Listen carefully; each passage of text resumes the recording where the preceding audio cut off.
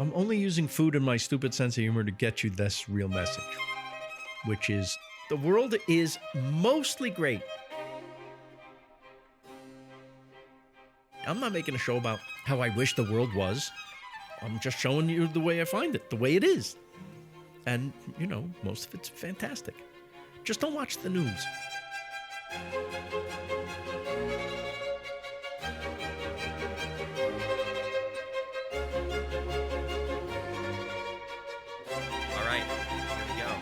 Oh yeah, we need you to clap. Slate it. Thanks for coming. Thanks for joining us on Chef's Table Talks. It's a show that is not just, it's kind of like in the interview style of Chef's Table, where we go in depth and we talk about your relationship with food, but you don't have to be a chef. And that's why I'm so glad to have you today. I am decidedly not a chef. I mean, that is hence the title of my show.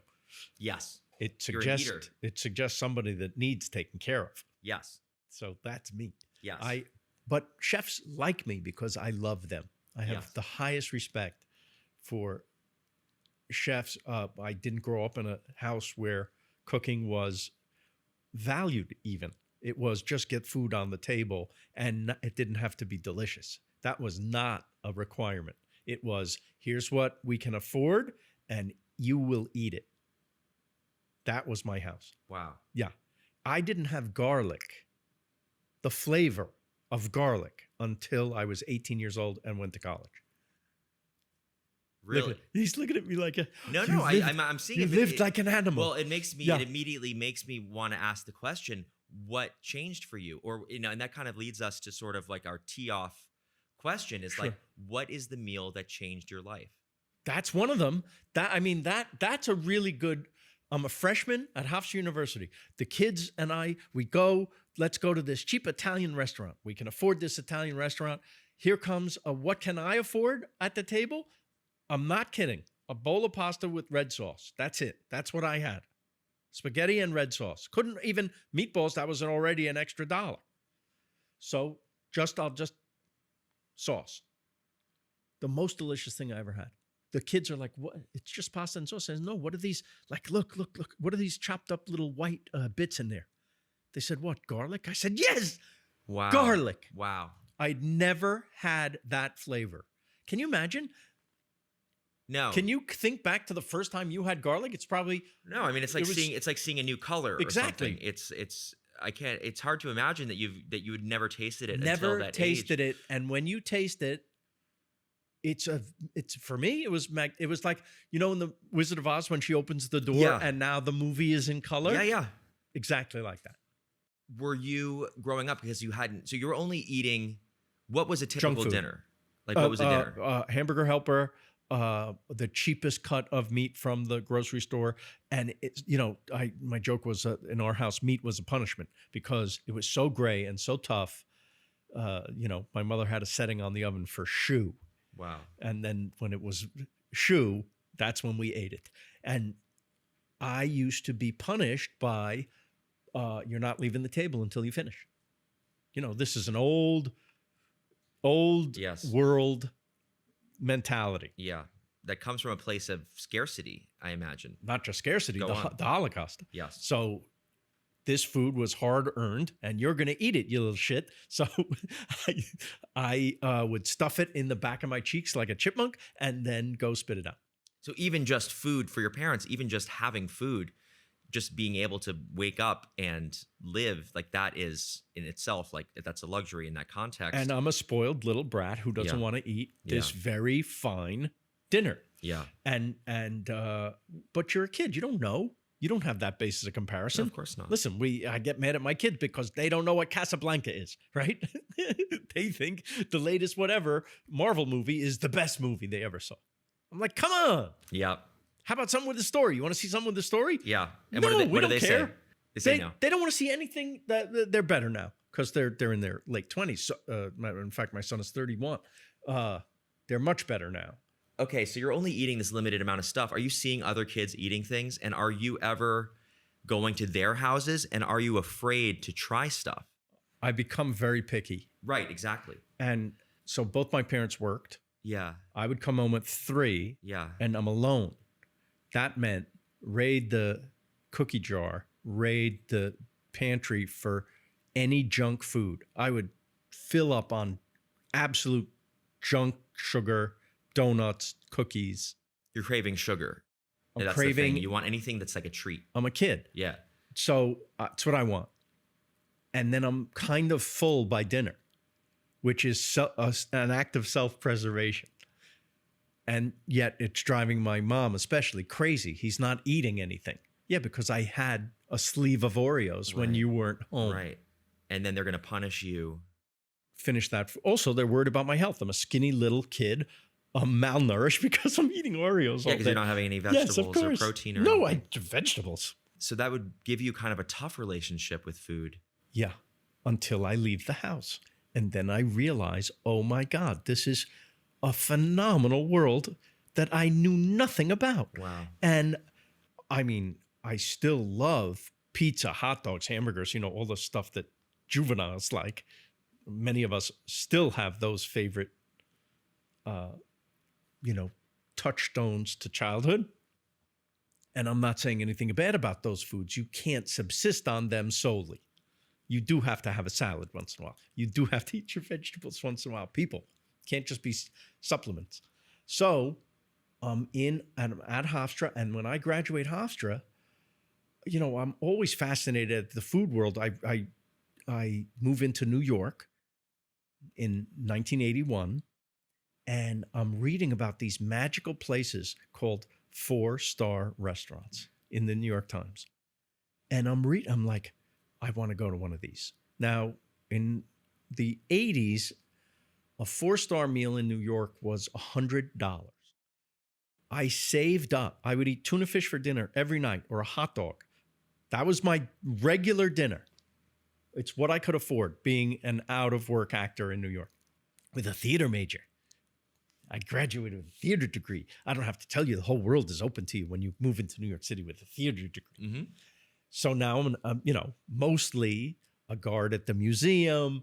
I work in a deli. I temp. I do all the odd jobs. I sell chemical cleaner on the phone, cold calling people. These are the jobs I am equipped for, right? While trying to make it as an actor. But once a year, I have a roommate who's also nuts like me. We're going to save up. And on our birthday, we're going to go to a 4-star restaurant. So we would save up, get a cheap jacket. We couldn't both afford a date. So we would split a girl. We would bring one girl just to class it up. And we saved up for that. And we went to Lutèce, the Quilted Giraffe. Wow. Le Grand Oui, Le Bernardin. Oh, fantastic. Right? Le Côte Basque. You know all these places. Yeah. I love telling you this. Yeah, I mean, some of them are no longer there, but like... Exactly. And Le Cirque. Le Cirque, yes. These were the things that we would read about and fantasize about. And this was in the 80s. There wasn't the food. There was no chef's table to watch. We would go and ask the waiter. The waiters were laughing because we're kids. Yeah. Wearing like How old are dad's you? jacket. And we're in the early 20s. Right. And we're so new to this and so dazzled that the waiters are like having fun. If you have a restaurant, you want us to come in because no one will love you more than us. Right. No, we're going to ooh and ah when the bread comes, right? That softness of the butter. Oh my God.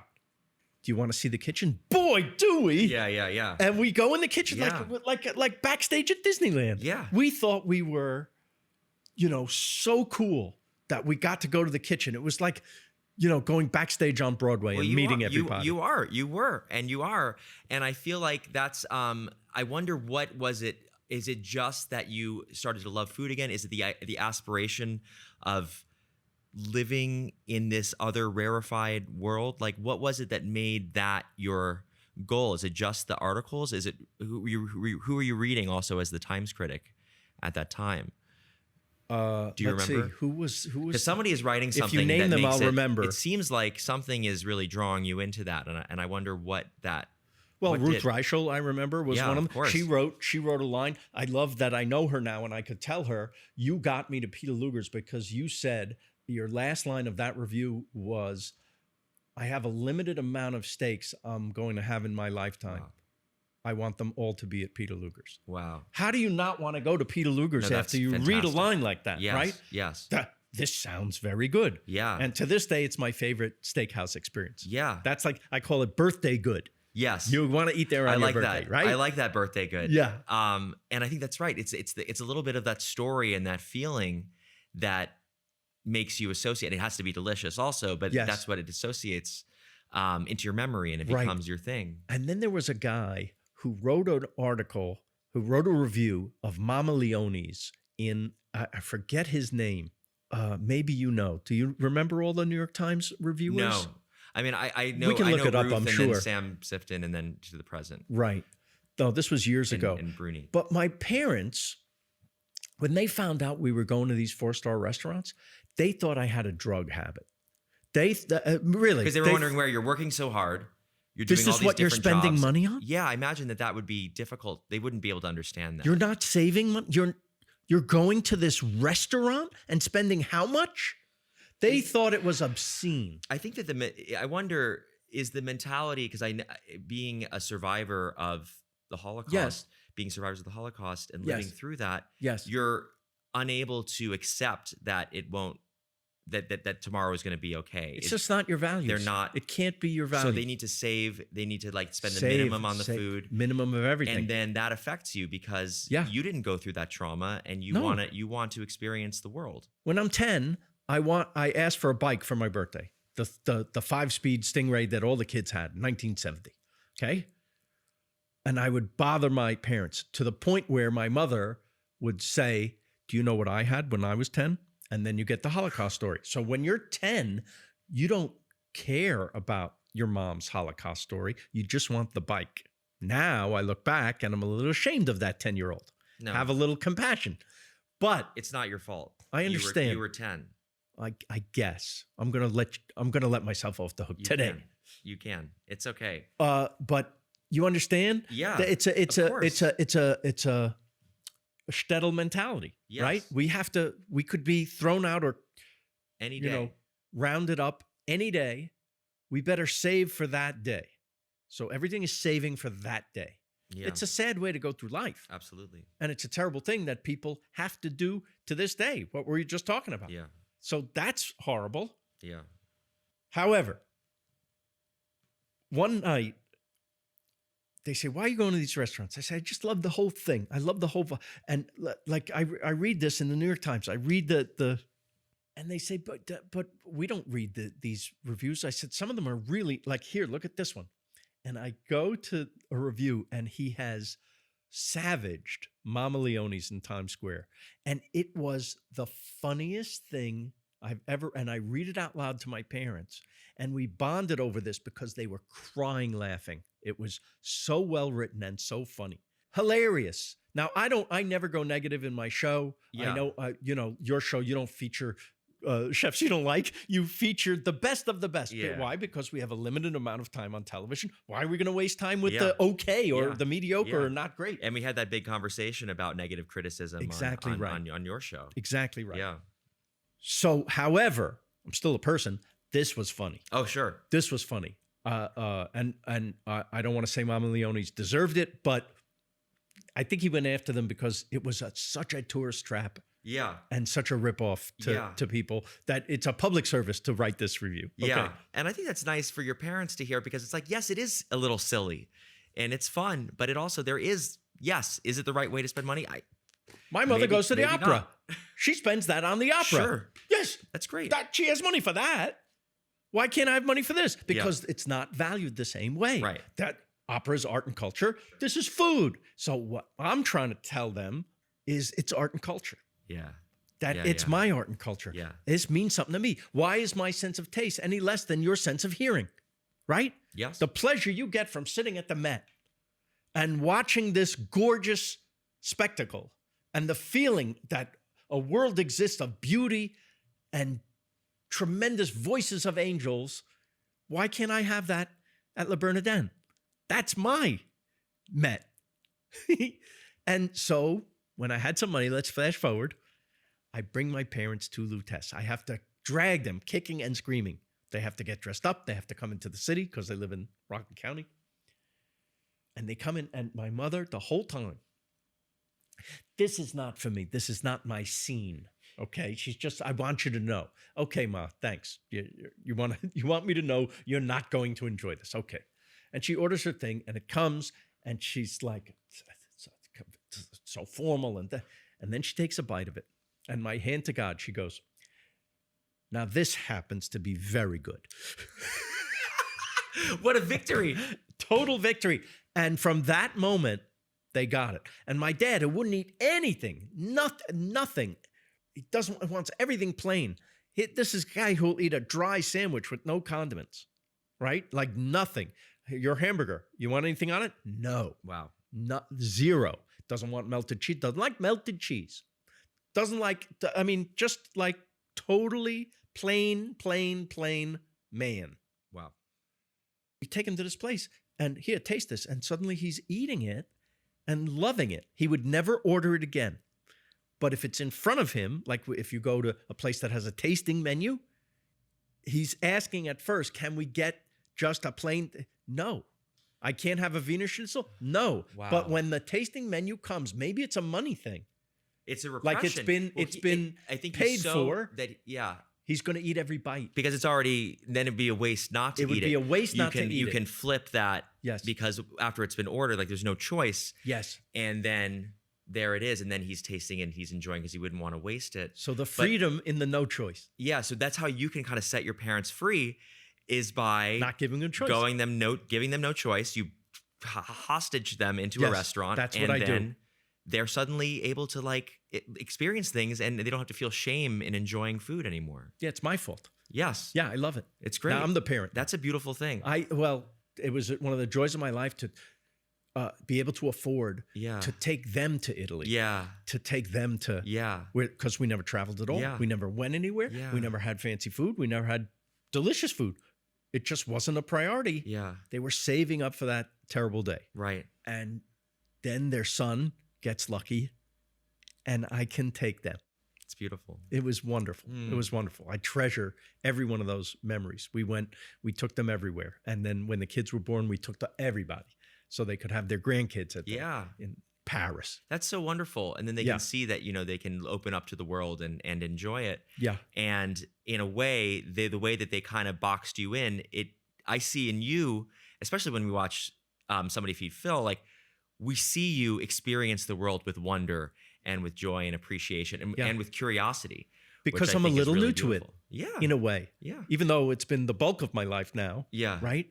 It's still every place you go, and I try to express this to the audience, every place you go is going to be new to you. Yeah, that's right. There is wonder because I never saw that before. Yeah. I never met this guy before. Yeah.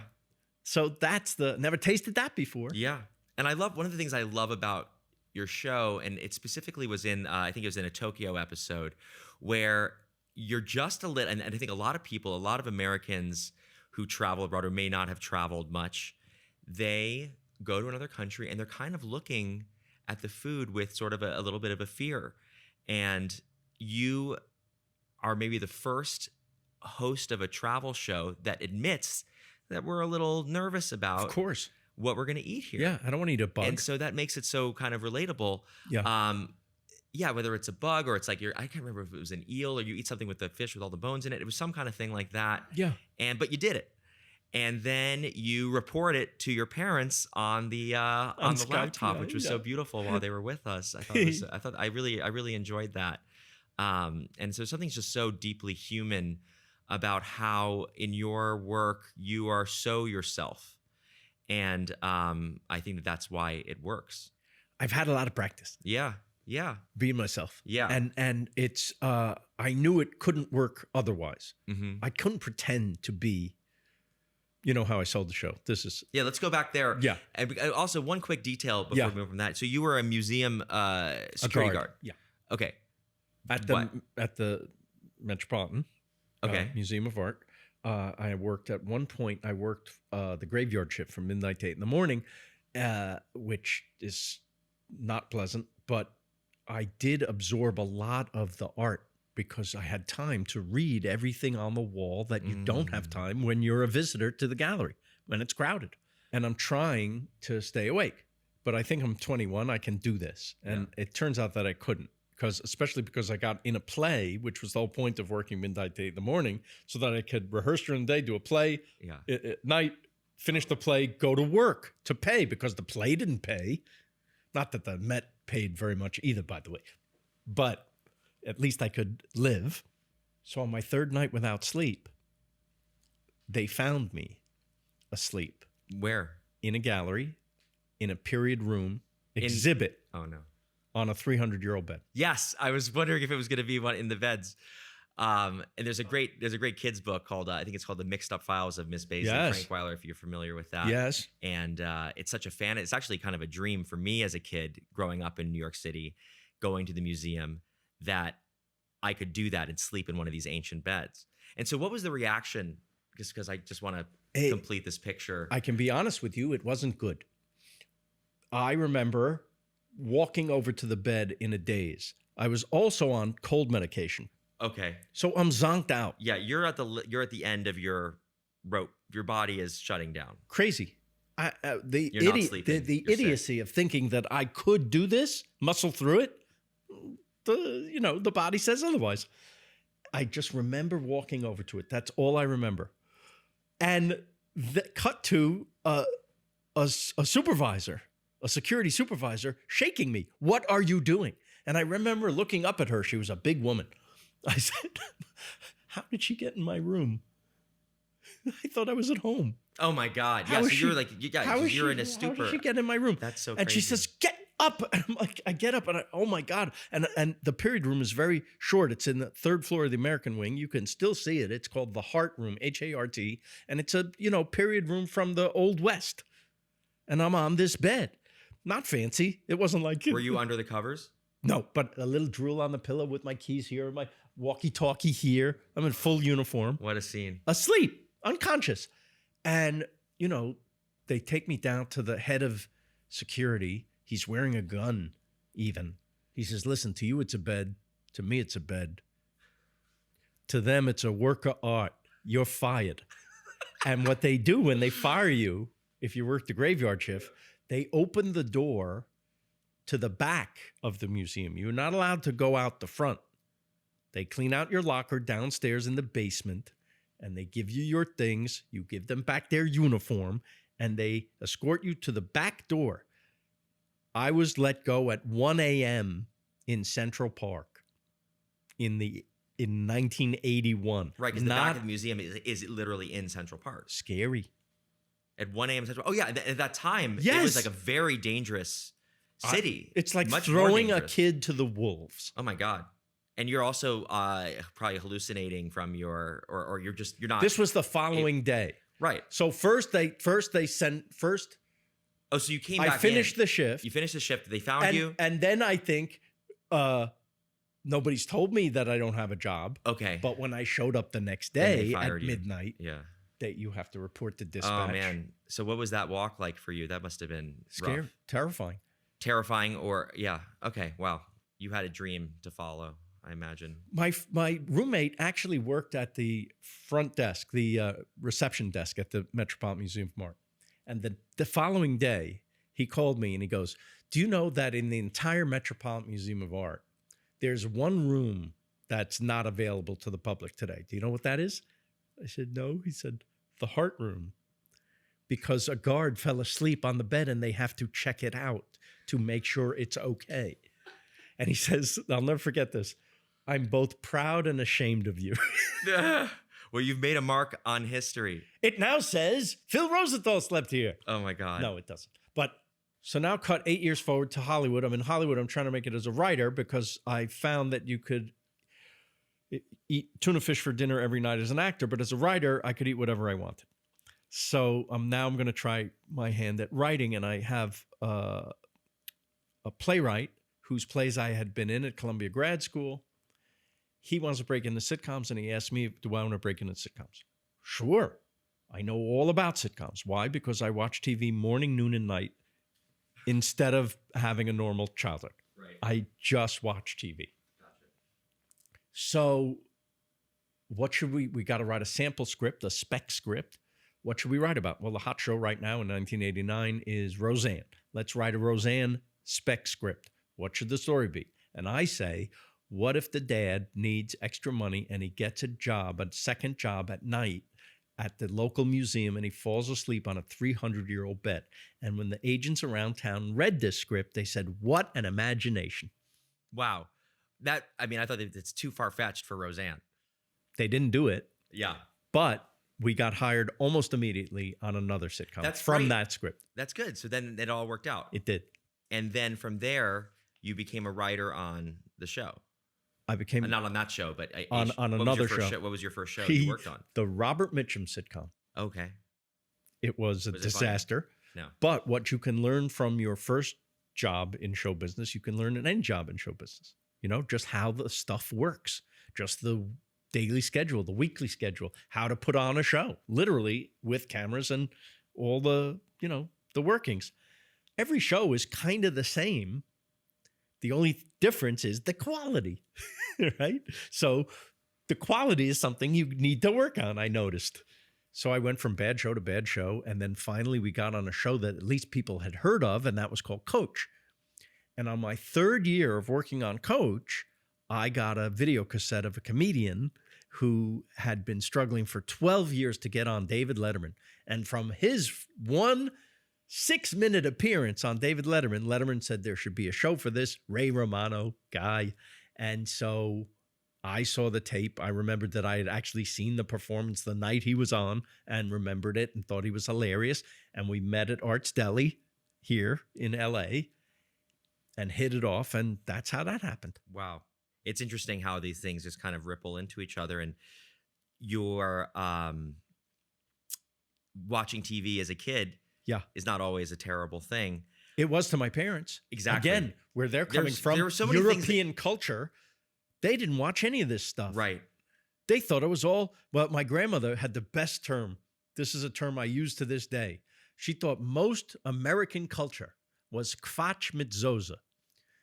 Crap with sauce on it. Quatsch mit Soße. And now I find myself saying this. That's great. And then you've proved them all that, hey, the TV was worth it. The good food is worth it. Look, you enjoy it. And you helped show them that it's okay. Did they ever say that they enjoyed watching Everybody Loves Raymond? They did. Unless I cut a little too close to the bone. Yes. Because you apply it's always been with you, your own experience. Yes. And yourself in your work. I think so. Write what you know. Yes. Right? Yeah. I don't have the brain that can write Star Trek. I like this. I like observing. It's easier to write stuff down than to write. Now, I'm probably giving myself a little short shrift there because you do have to construct worlds and plots, but the meat of it, the heart of it, is the stuff that means something to me, which I think as in your work or anybody who does really good work, they're coming from a place of caring about it. Yes. Are you writing for yourself or are you writing for the audience? That's a great question. I put myself in the audience. What would I want to see if I was in the audience? And then I have to imagine if I'm true to that guy in the audience, there'll be other people. Yeah. I'll give you an example. In the pilot, I needed to have a scene that illustrated just how crazy Ray's parents are going to be in the series. And so I used something that happened to me with my parents. I sent my parents a gift of Fruit of the Month Club for the holidays. Everyone knows what that is, right? Every month you get a box of different nice fruit, the best possible fruit.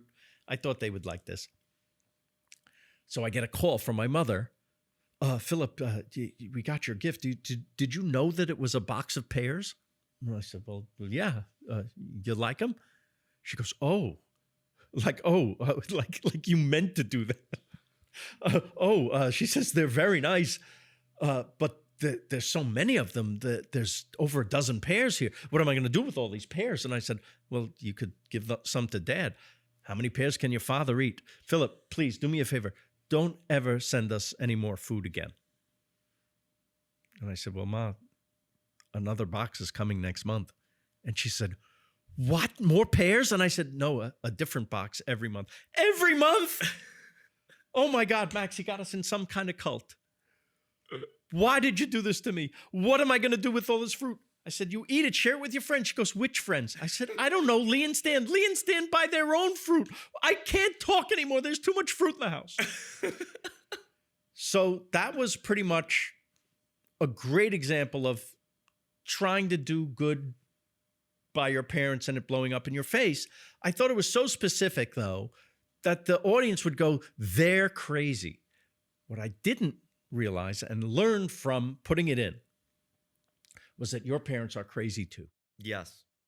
We all have, even if you don't relate to that very specific thing of fruit of the month and your parents going nuts. With, by the way, years later, I get letters from people who say my parents reacted when I sent them fruit of the month like that. Oh, so you're not alone in that. Not alone in that, but really not alone in anything I try to do for my parents blows up in my face. No good deed goes unpunished. Exactly right. Yeah. Bring your parents to a nice restaurant. That's right. This is too fancy. I don't like it. I mean, yes. Right? Yes. Whatever it is. I didn't know that was universal. So the biggest lesson was the more specific you get, the more universal the work becomes. That's right.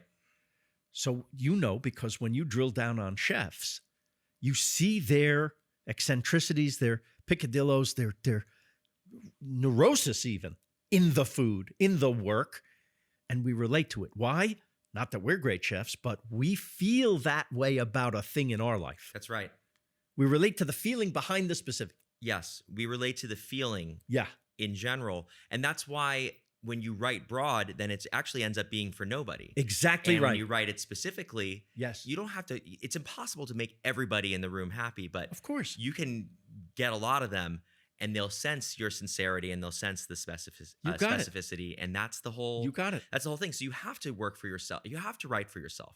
Exactly. And for me, it's like all of my best work has always come from making something that I want to watch and just having faith, just believing that other people will like it too, that that some people will share my taste and that's okay. And if I'm so lucky that they will like it also, then great. But if I go and try to go to do the test screenings and try to, pander to everybody, then it's just a total disaster. That's the lesson of today. Yeah. When you were so you're doing Phil specifically for yourself, and then what is the network's feeling on? Do they have reactions to? Do they think that it's too specific? Like, what are they? Sometimes. What is your feedback from them? On Raymond? Yeah. We got notes like this. If Ray doesn't help out around the house, women won't like him. I said, really? Then why did they marry him? Because I find that that's most guys. Might be, this might be an ancient way of thinking. Yeah. And that's obviously men should help out more around the house. But are we going to deny that there are differences? This has been going on forever. Well, beyond that, that's part of the conflict of modern relationships and changing gender roles. And so that makes it real. Of course. And it's not saying that she has to like that he doesn't help out around the house. Exactly right. Or that he's right. And that he's not right, but that's what he's doing because he comes from a place where that was the case. We would get notes like, well, we don't really like all the wife jokes. Really? Did you notice that half the jokes are wife jokes? And you know what the other half are? Husband jokes. He's the butt of every joke. Right. He's the sap. Yeah. And so do they come around to you? Or yes. You know when? When it's a success. There you go. So then the ratings work. The whole first year was torture. Notes, everybody word. Why? They put money in this thing. They want it to succeed. They want you to write more generally. That might be too specific. Yeah, what if we miss everybody? Right. Try to hit everybody. Well, right. They're afraid of doing something. You have the different. parents in the show. They're old. You sure we need them every episode? What are you talking about? They did a survey. They test everything as ass covering for their own jobs. They have to test everything. What do young people, who their favorite characters are in Everybody Loves Raymond? You know who they are? The grandparents. Yep.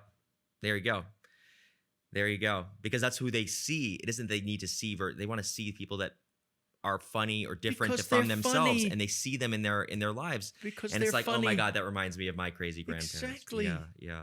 It reminds me, or it makes me think of you kind of being on a little bit on the other side of it when you're doing exporting Raymond, Yes. and you're going to Russia, Yeah. and you're like, this is not at all what it was like for me. And I see these poor Russian Yeah. television people just trying to do their jobs and everything, and they need to. I remember there's one scene where it's like women don't at home, like the mom and Raymond's wife is not like dolling herself up just for him to come home Exactly. for dinner. And I remember that. And ultimately, I think there's a really nice moment of acceptance where you're like, you know what? Yeah. Do your thing, guys. You got to do your thing. You got to do your thing, and you set them free in a way. Well, they asked for my help. Yeah. So they I wanted you to thought come out there. Okay. The key to the success of Raymond, at least in America, was it was relatable. I said, you don't have to make it relatable for me, but I do want you to make it relatable for your audience. So you want it to look like the people in Russia's lives, not the idealized version of what they think it should be when it isn't actually how people are living. There was a person and so there. you're trying to get into the realness. The costume lady. Yeah. Who is in charge of dressing the people for the show. Yeah. She said, I think when the wife is at home, she should be dressed in beautiful, elegant wear. I said, is that how people dress in Russia? I don't know anything. Maybe they do. No, she said. I said, well, why would we do that? She said, she will look beautiful. And I said, but like in this scene, for instance, she's vacuuming the house. Would you wear a beautiful gown when vacuuming your house? And she said, of course not. And I said, well, why should we have her do that? Because she is on television. I said, but she doesn't know she's on television. I was trying to make them feel, I want it to look like your audience is at home. Yes. And the whole time I was there making this project, trying to help them convert my show into Everybody Loves Kostya. Yeah. I said, can I get into a Russian family's home? I want to see what that's like. Yes. Finally, there was a relative of someone who worked on the crew. Yeah. And I get in towards the end. You see them. Yeah. What do they look like? Like everybody else. Right. Like everyone here. No one's dressed up fancy. Everyone's a middle class, regular, what we would call regular. They do drink a lot. They do. Yeah. And they got me schnockered. But they were lovely, warm, nice. There wasn't anything what we would think of as so different from our table. And of course, now that I do my travel show, that's the world. Yes. And, it must have something to do with the TV habits and having no freedom to watch that many different things in Russia or whatever it is. Yes. Going back to, okay, so you're finding that you're making a living now. You found Ray. Yes. And very nice living. You've lived growing up eating gray steak. Yeah. And then you've been saving up, you've been going to these things, spending all of your money on these things. Yeah. And so now you're in a position where not only can you eat, how did you get into kind of working on restaurants or joining that group? Or tell me about the story about you and restaurants. So the kids went to school, Temple Israel of Hollywood, which is 3 targets in one name. And wow. It was very nice education there, by the way. And one of the moms was going to open a restaurant. Okay. Would I be interested in investing? Wow, that sounds super cool. But I should taste the food first. So they came over. They made us dinner. I'm like, I'm in. That restaurant is Jar. Okay, great. So that's now 20 years old, something more than that. So you're in Jar. I'm in Jar, and that's your first one. It was so fun. And I still go there. I love that restaurant. I love it too. You know why? Because the chef stayed with it. Yeah. It's super solid. It's an American chop house, I think they call it. Yeah. Kind of modern. Yeah. But greatest hits of that genre, right? It's perfect.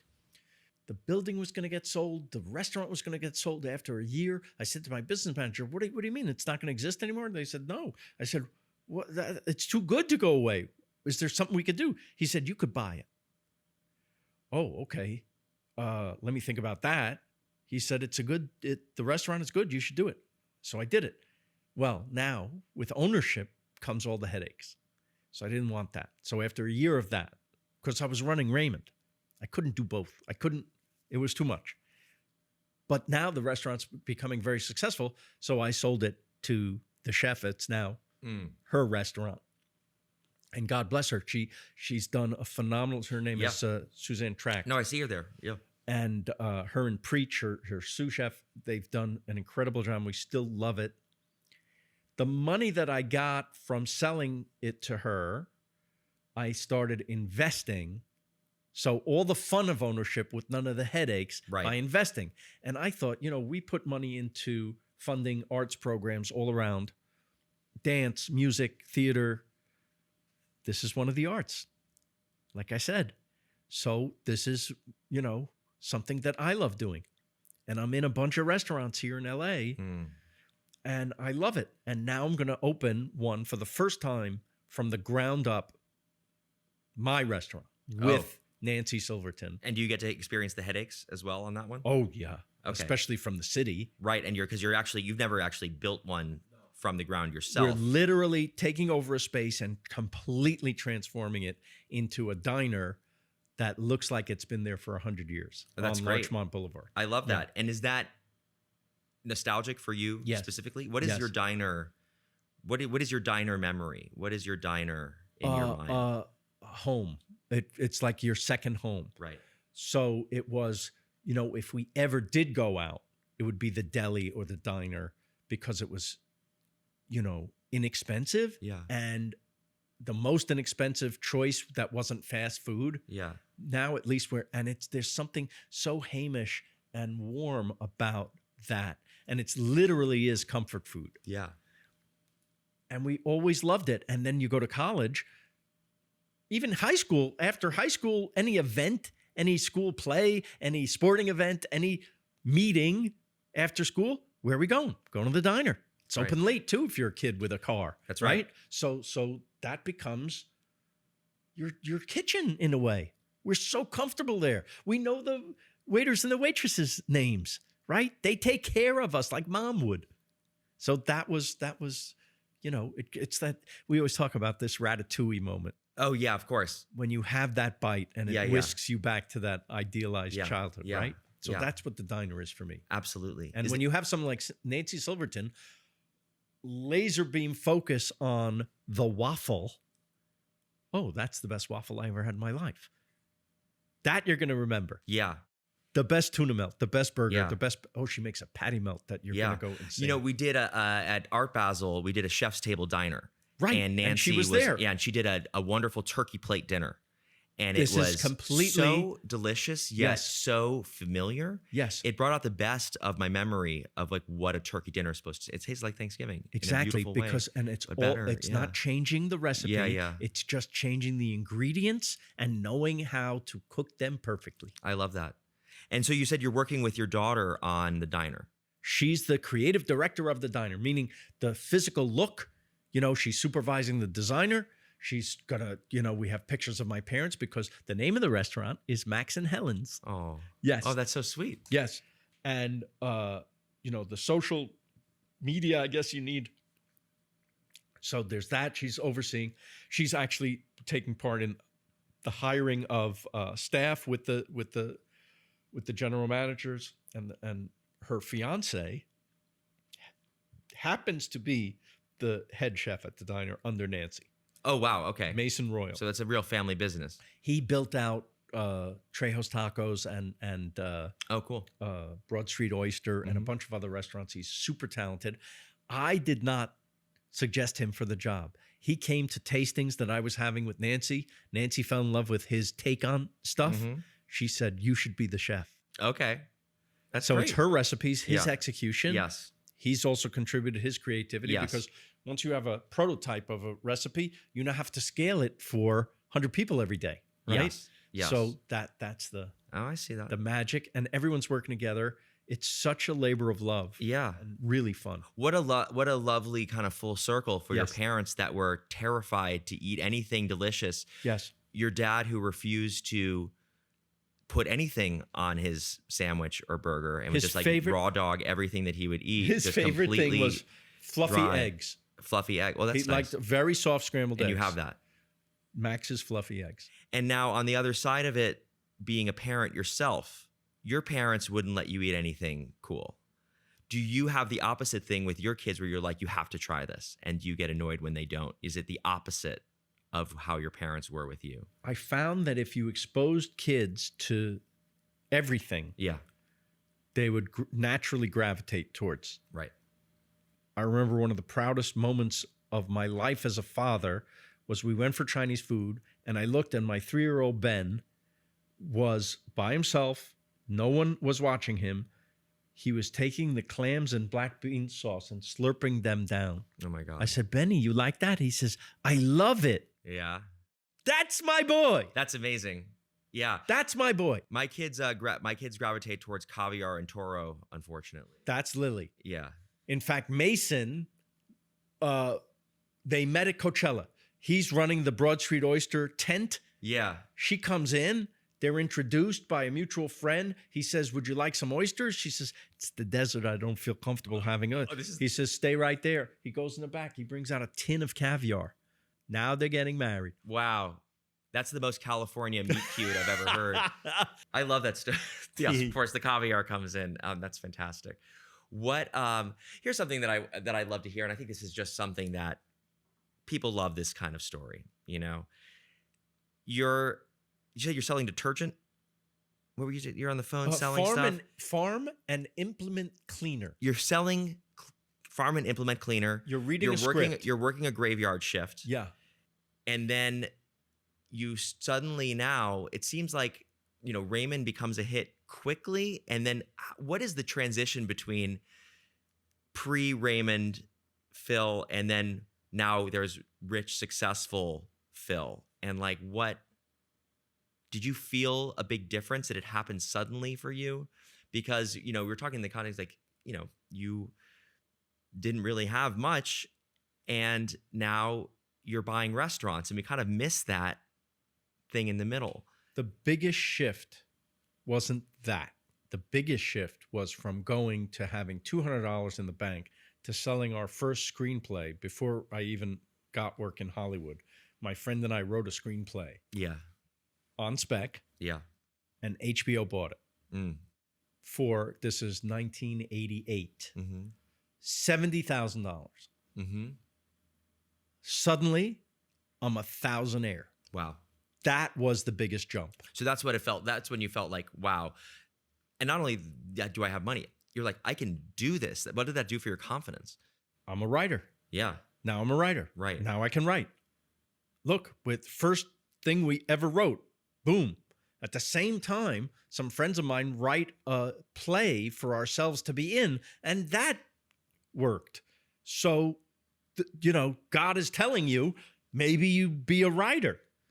And did you act? You acted in the play, and you got to do it. I did. But as an actor, you are dependent on someone casting you, somebody writing for you. So if you're the writer, you have a tiny bit more control of your destiny. Yeah. Exactly. I wanted to be an actor. Yeah. And I was in the school plays and all that. And I was in a movie when I was 13. And I felt like I was definitely wanted to be an actor. And I was going to be that thing that you said never to do, which is to act and direct at the same time. And it's funny how you kind of realize that, it isn't what you want to do or what you want to be. Yeah. It's just you do what you do and you just are, I couldn't agree more. And I think that that's so interesting. Yeah. But when you went to school for this too? Well, I went to school for filmmaking. Okay. So I went to USC. Okay. So did Lily, by the way. What's great about these kind of arts educations, you graduate and you think, I thought, I got a Bachelor of Fine Arts in theater. I'm good for nothing. I studied something that's good for nothing. Only later do I come to realize that theater is the study of everything. And the study of people. Exactly. And the study of behavior. Exactly. Yes. And I got all these this education in different disciplines in my field. Right. So it wasn't just, yes, I'd like to be an actor. I was forced. My joke is I was forced to take all these subjects I knew I'd never use. English. Oh, there you go. But directing, producing, Yeah. writing, studied all of it so that when I was now the showrunner on Everybody Loves Raymond, I knew the difference between a writing problem, an acting problem, and a directing problem, and I could articulate it. Why? I had an education in these things. That's right. Most writers in Hollywood, they only know the writing. Yeah. So it's what I tell everyone who wants to get in the field. If you're a director, take an acting class. Oh, sure. If And you're an actor, take a writing class. Absolutely. You want to strengthen all these branches of the tree, which make the tree strong. Yeah. Yeah. And, I found myself, of course, my vision of graduating film school was like, okay, cool. So I imagine that I'll be graduating in 2006. So then they can draft me to direct Harry Potter 7, maybe, this year or whatever it is. And the delusion leads you often, and I think that some people get stuck because they can only see themselves doing that one thing. And if it's not that, then it's a failure. Yeah. And I found that by doing, and I didn't realize this because, of course, I wanted to be doing those kind of big movies, which now I realize I don't know if it's my thing or not. It's not what I'm doing right now.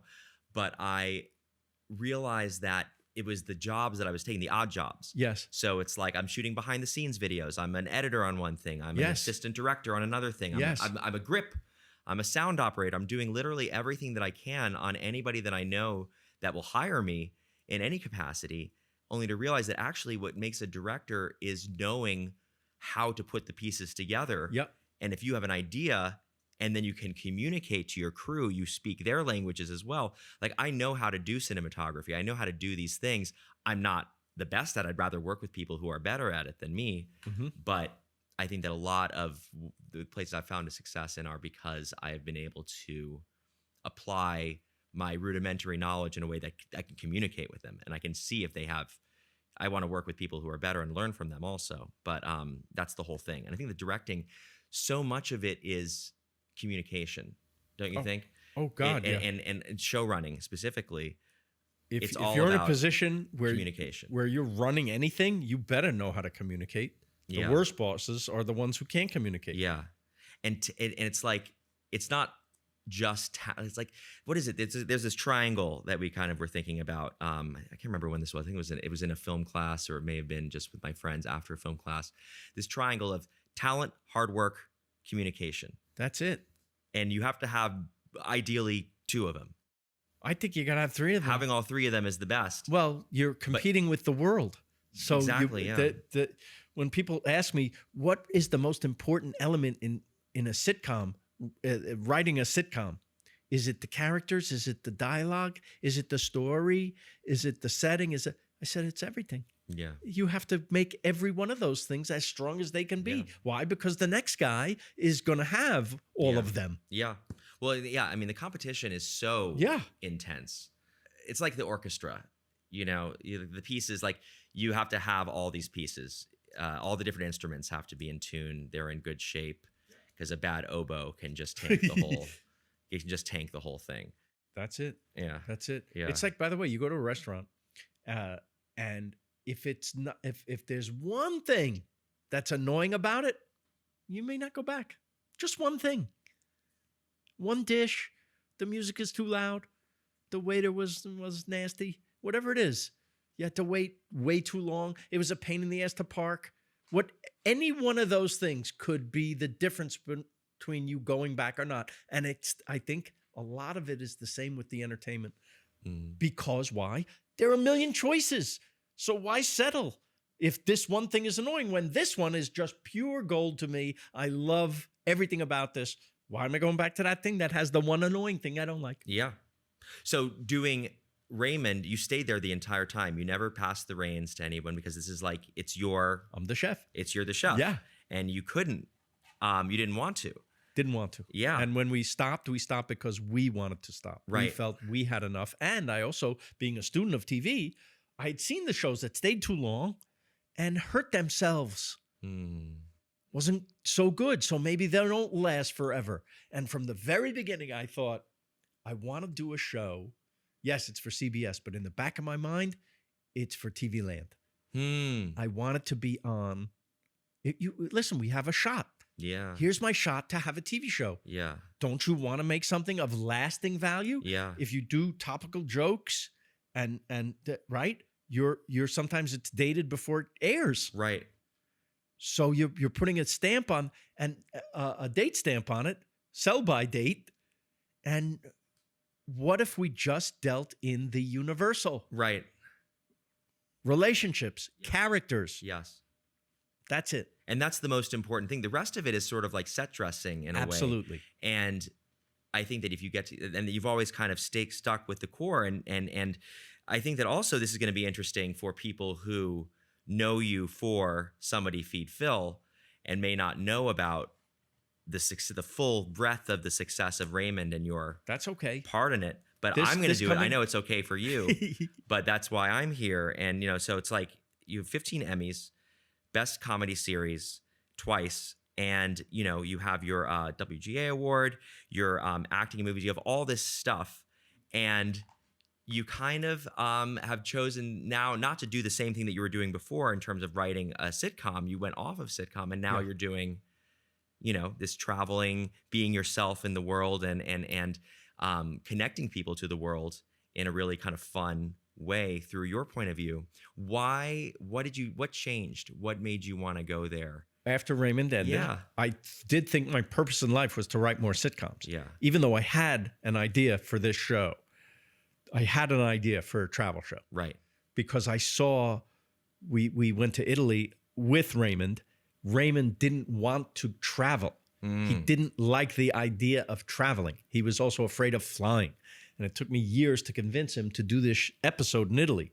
But once we were there, the story that I wrote about a guy who doesn't want to go Yes. and then gets it, and gets the magic of it. His epiphany, by the way, happens over a slice of pizza in a piazza. I saw it happen to Ray Romano, Right. the person. And right then and there, I go, what a great, Yeah. to be able to turn someone onto a life now of travel. He travels all the time. Yes. What if I could do this for other people? So Yeah. that was deep back Right. in, our 5th year of the show. I stayed with the show, another 4 years. And I forget about this idea of what if Right. I could do this for other people? I'm going to write sitcoms. Nobody wants my sitcoms. The business changed. All they want is friends and friends knockoffs. Mm-hmm. Okay? I can't write that. Right. They wanted hip and edgy shows. Right. I'm not Mr. Hip and Edgy. I see. So I knock around for years. Don't be so hard on yourself. But I'm not. I'm just, And then I thought, what if I tried to get this dream? Because that epiphany, I realized that is the core of the show. And that's what I was picking up on before. It's that we get to see you afraid of something Yes. and then realize the beauty in it Of course. and realize it's great. And I think that that's why you loved to do that with your parents. Yes. And you yourself have done that on every level of your life and career, coming from a place of kind of repression where you're Yeah. boxed in. Yes. And then you get to go out there and experience it all. And we get Yes. to feel that with you. Yes. And it's so clear, that's why I think it's just such a pure Thank you. show. But it took me 10 universal. years. It took me 10 years to and get you it. did a book with Lily, right? Yeah. What is that? Because I think I want to get that actually for my kids Oh, because that- I I have think it's- my 3-year-old is about to turn 4. I think that he's realized that his only avenue of like agency or control over his life is to wage protest against what he's going to eat. And That's so, very common. yeah. Yeah. And so I it respect is- that, and I'm not pushing. I don't want to push him and give him like a complex over it. But eventually, we got to move on past the mac and cheese and into the world. And so, what is your recommendation So to do that? Lily and I wrote a kid's book. It's called Just Try It. It's about a dad who eats everything and his little girl who won't eat anything. And the book is really about having an open mind. And it's also a little bit about parenting. The more you try to force the kid and show him, daddy likes it. Look how daddy likes it. Nope.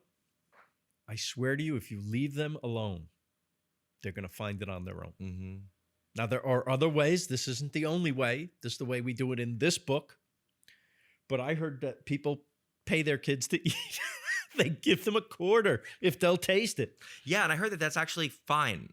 I think so. Yeah, It's a lot Yeah. easier than waiting, hoping, worrying that they'll find it on their own. yeah, But I'm here to tell you, that works 90% of the time. But that they're going to find, they're not going to You starve. leave them alone, and it's not going to work because they're going to have to eat. They will eat something. Yes. This idea that you're going to starve, you need to finish your plate. That kind of stuff will backfire more often than not. And also when they go to school and they see the other kids eating stuff, Yeah.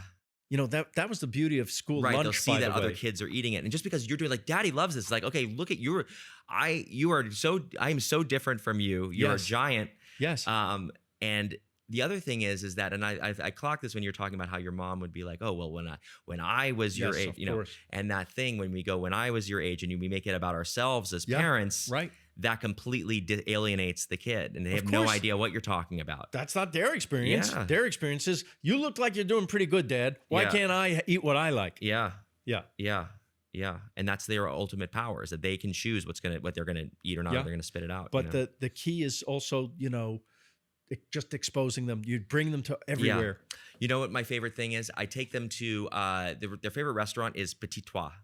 Love it. And they felt connected to it because a little bit Ratatouille, you know, we honor Ratatouille in our household. Our dog is named Remy, in fact. Great. But I would just get the escargot on the table. Yes. The salads on the table. Of course we have the French fries and the things that they're familiar with. And he smelled the garlic. The 6-year-old, Elliot, he talks about, he loves escargot and he loves the salad. He goes, I go, what do you love about it? He's like, oh, the salad is crunchy and the lettuce is fresh and it has, just the right balance of sweetness and acid in the dressing. That is your kid. And he will only do it there because that's where he feels safe and like comfortable just trying it. And I absolutely love that. That's absolutely fantastic. It sounds like you're doing it all the completely right way. And look how it all comes back to garlic. It is interesting, isn't it? It's such a crazy flavor. Garlic is such a powerful thing. In fact, we did an episode of Chef's Table. Actually, we have the poster up there for this. This is the Jungkwan episode. Oh yeah. In South Korea. Amazing with episode. A wonderful woman, nun. Jungkwan Sunim. Yes. Who finds beauty in everything, around her. Her garden is like full of weeds and stuff, and she wouldn't want a normal garden. She just wants it to be natural. Right. And she loves to do fermentation and get flavor from these things because this is where life blooms within the food in a safe way, of course, for consumption. And I thought it was so interesting that the nuns, they won't eat anything with, not only no meat, no garlic, no onions, because these things cause craving and wanting and distraction, because garlic is this insanely powerful, like, indulgence to them. I thought it was so too much pleasure? Maybe, or it's distracting, or it stays, because they're meditating also. So they're fueling the meditation. They get a lot of, but she and gets your a lot breath of, is terrible. She gets a lot of flavor. You. Yeah, I don't know. It's interesting, and I want to dig into that more with her, actually, because I kind of like, I thought, okay, it's distracting, but there are good distractions. It was funny because I one day before our main interview, our crew, we have a crew, local crew of Koreans, and Korean is amazing film business, of course, Parasite and all these amazing movies that have been made there. Yeah. We have an ace crew. We didn't travel with many people because we didn't need to, because they're great there. And I thought we'd all be eating vegan for the week. We'd all be eating the temple food together. We're up on location. And so I accept a dinner on behalf of Jungkwan for our entire crew. Whoa. And we're all, I'm thinking, oh my gosh, this is gonna be so great for all of us. And then the foreman of the Korean crew, they've all been silent the entire day, just doing their work beautifully. He goes, real Koreans, normal Koreans, we don't eat this stuff. We got to go to the barbecue. Oh. And so we went to a strip mall, literally nothing. The building is just made out of siding, like aluminum siding, it feels like, a big chimney on the top and a cutout of a cow. And we do all the things you're not supposed to eat when you're a nun. And the next morning, they're drinking, they're singing songs. We're having this really bonding. No. Oh. But the next morning, I go to do the interview, and she immediately, and I thought I really brushed my teeth. She smelled an onion. I know what you did last night. That's hilarious. And then she played it like I had committed some kind of sin, and then she started laughing hysterically. Oh my God, that's great. Because of course, it's not for everyone, but people. She knows that people love garlic. Of course. By the way, Korean barbecue does stay on you. People know. Yeah, they know. If it's good. Yeah, exactly. And they just call it barbecue there, by the way. Well, yes. They don't have to. So what's your favorite, most comfortable meal? If you could eat anything, what Pizza. are you having? Pizza. I love pizza. What is it about pizza? I mean, that's a common thing. And my kids, even the young kid, even my 4-year-old Yeah. loves pizza. It's Why pizza? a universal food. First of all, it's the pizza is a blank canvas. So you can put anything on it. Really, it's just right. So there's a certain amount of choice that a person can have that makes them feel comfortable and in control of it. Like it should be your desert island food because you can have anything. If you love you're saying pizza, in the rules of the desert island that you can have any topping as well. Absolutely, That seems like excessive. Nobody said that I couldn't. I guess not. In that hypothetical, we established the rules on the email before you came in. Actually, and on the other hand, the simplicity of dough, sauce, cheese, and the infinite varieties that you find in those three elements, put together. I mean, I don't have to tell you, you did the series on it. Yeah, isn't it amazing? I love it. Well, it's amazing. Yeah, it is amazing. And there's a great kids book called How Pizza Came to Queens. Oh. Have you heard of this book? No, but and it's the story of a nanny, like Italian nanny for a family. I guess this is before pizza was very popular in Queens. Yeah. And she introduces her kids in the family because she's so depressed. She goes, "No pizza." She's always forlorn. Everyone's like, "What's the matter?" So, "Oh, no pizza." The thing about pizza, and that's why the Ninja Turtles eat it. It just is this thing. Yeah. That is just, that you're safe ordering a pizza. Yeah. Like, that everybody's going to be able to get into that. And it's a pizza party, it's like and it's those ingredients that are so addictive. I think, we love bread. Humans, we all love bread. Yes. We love dough. We love garlic. There's a lot of salt. There's a lot of fat and oil. There's a sweetness into the sauce. And then tomato is just like a total umami thing, like it's really is that perfect. And I just realized as you say this, it's perfect for a group. Why? It's pre-portioned. There's no hassle. It's a pie. Yeah, it's no hassle at all, and you pull the thing off. You don't even need condiments for it, really. Right? Yeah, and it's easy to steal from a neighboring table. That's right. Like last night, I was at a restaurant, and I saw a friend was over there, and he's having a delicious truffle pizza. It was actually at Mulholland. Very relatable, Mulholland Tennis Club. Okay. They had a pizza. I'd never seen a good pizza like that at the club before, and I went and I just kind of started stealing pieces from him, and it was good. It was very funny, and I'll find out later if that was okay or not. Do you have favorites in LA? My favorite pizza in LA. Well, look, Nancy is a favorite of mine because she was ground zero for the new. She started this thing. Yes, she and, did. We did the episode about her and the idea of having it's Nancy, and I love Wolfgang Puck's pizzas for this reason, that these are pizzas that push the envelope. Yep. In the United States, especially the size of the pizza, the ingredients, like having a duck sausage pizza, the smoked salmon pizza is exactly what you're saying, where you can take a canvas, and maybe he's pandering to his Jewish producer clients, but we actually have the story. We did a Wolfgang Puck documentary, and we have the story behind that. I love that documentary. Those pizzas are great. So those have a real place in my heart. Yes. I've been loving, and Pisana, I think, is fantastic. He's a genius. Did you go to his Lele Dinner Club? Yeah. No, I haven't, but I'm going to write it down. It's fantastic. Lele Dinner Club. Yeah. I love it, and I love all the dishes. I love the cauliflower, the artichokes, it's really, really good stuff. Really good. And then you can also get the pizza kit and make a little home pizza with his wonderful dough and everything. Now, have you done Apollonia? No. You need that. I did Pizzeria Sei, which I enjoyed. Gorgeous. That's Tokyo style. Yeah, I love how fluffy like a cloud, how the Japanese can just go anywhere and then make amazing versions of everything perfectly. What else do you like? And what style are you? Quarter sheets. Do you like a New York quarter sheets? What about a New York pizza? Do you feel Apollonia. like there's Apollonia does both. Does Detroit style and New York. Oh my God, that's never been in the same building before. It's phenomenal. Yeah. Detroit style being squares? Grandma style, right? Grandma style. Square, but not thick like Sicilian. Yeah. A little thinner than that. Gotcha. Okay. But good. beautiful. Yeah. I think I know what I'm having for dinner tonight. There you go. Do you have a pizza place? It's called Mozza with Nancy. Pizzeria Mozza, yes. You have an oven in your house. I have a wood-burning oven in my house, and when we have movie night, we have sometimes a chef from Mozza or Pizzana come and make pizzas for the guests. And that's how I lure filmmakers to come watch their movies with us and then talk about them after. Yes, indeed. And so I had the privilege of joining you for one Yep. of these nights, which was a great honor for me. It was great. And that is a very fuzzy, wonderful screening room. And I love it so much. what a treat that was. We just watched Naked Gun and Akiva came over. Oh, no way. Yeah, it was really fun. Okay, cool. Yeah, I must have missed the email on that. I'll just go ahead and write you about that one, because I didn't know you were getting like full on like pre-screenings also. That's pretty cool. It said that you are the original Larry David. Who said that? I just made it up.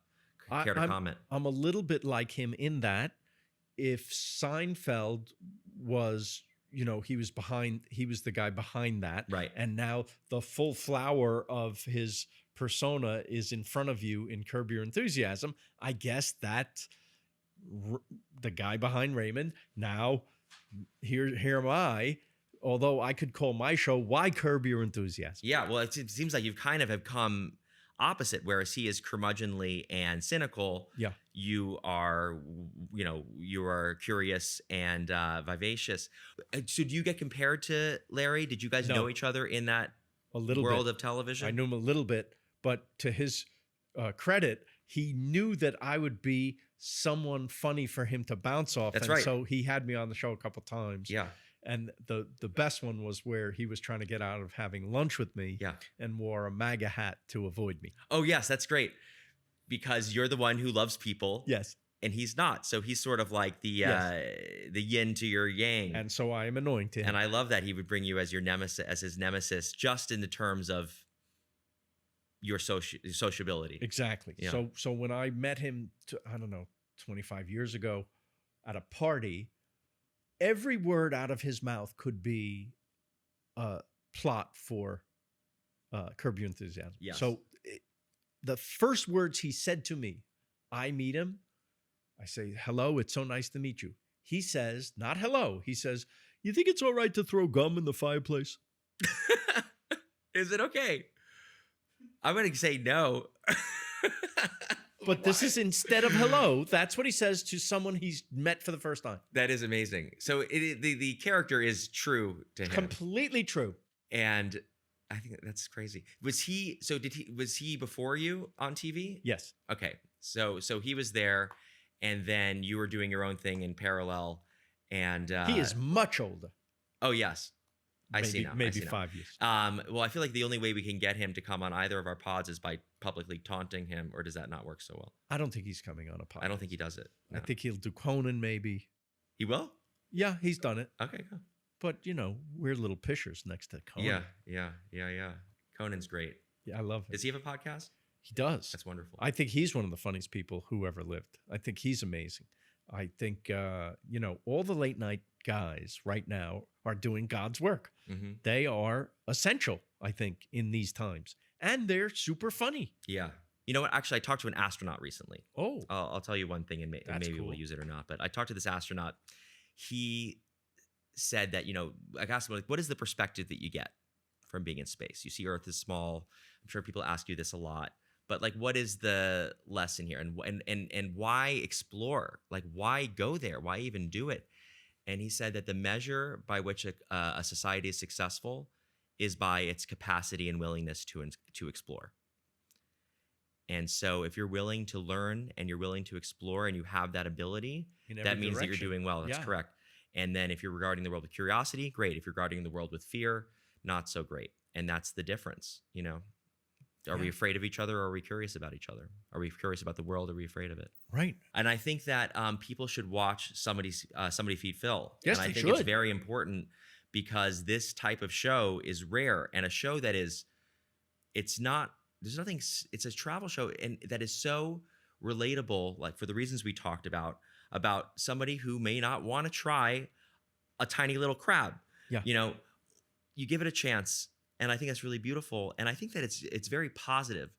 And I think it also helps make the world seem a little bit smaller, because when you go, you're not just going to restaurants, you're going to people's houses, and you're learning what it's like to live in that place, and show that we're not so different, that the flavors are a little different, and those distinct cultural differences are wonderful, but we're all kind of doing the same thing. Yes. You know, we're all kind of just like hanging out and enjoying a nosh together.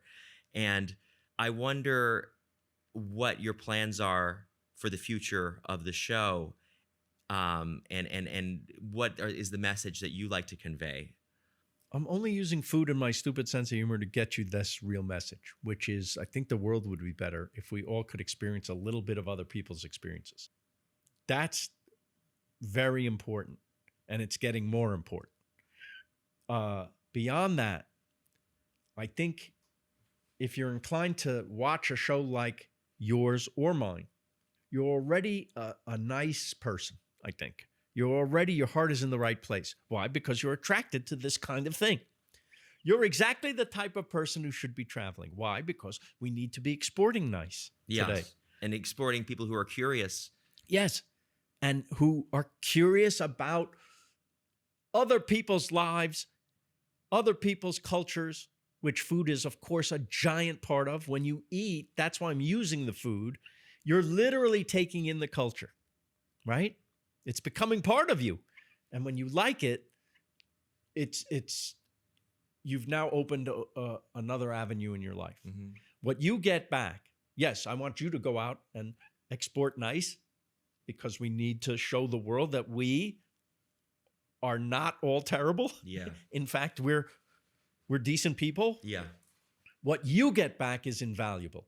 Travel literally changes your perspective on life, on your life. You now have basis for comparisons, good or bad. Doesn't all have to be good. The travel is its own reward. The tasting is its own reward. We're afraid to taste things. Why? What if I don't like it? Yeah, what if you don't like it? You're not 5, so you don't like it. But you tried it. Just try it. Just try it. And I think if you open a mouth, you can open a mind. Yeah. You can. It's all about the new idea. It's not just the flavor. It's the idea of that escargot. A snail? You want me to eat a snail? All these people do. Look at all these people. They seem to like it, right? What if you like it? You don't have to. But the fact that you tried it, hey, did you hear? I went to Paris and I tried a snail. That's already a story that you get to keep. The world is mostly great. That's the message. The world is mostly great. I'm not making a show about how I wish the world was. I'm just showing you the way I find it, the way it is. Mm-hmm.